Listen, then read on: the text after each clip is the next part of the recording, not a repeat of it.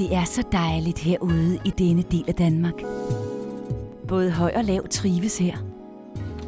Her bor en stor familie.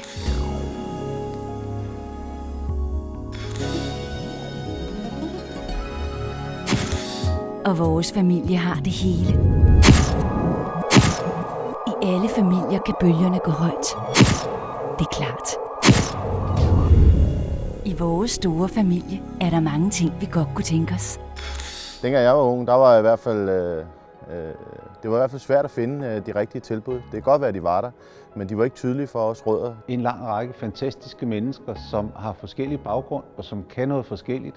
Jeg mangler, at det bliver et bedre sted, for eksempel centret, at det bliver gjort mere rent. Det er en enorm styrke, hvis vi gider lære hinanden at kende. Jeg vil gerne have en multibane. Det er sådan nogle ting, at vi mangler her. Og det er i hvert fald også vigtigt i dag, at der er nogen, der dels kommer ud og får fat i de unge. Det kunne være et sted, hvor de kunne skate, det kunne være et sted, hvor de kunne spille bold og være sammen.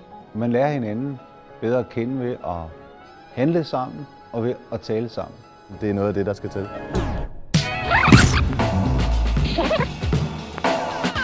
Men vores store familie har mange forskellige slags medlemmer.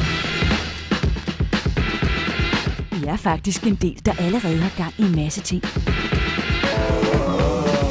Så Kokkedal her i Fredensborg Kommune er på vej.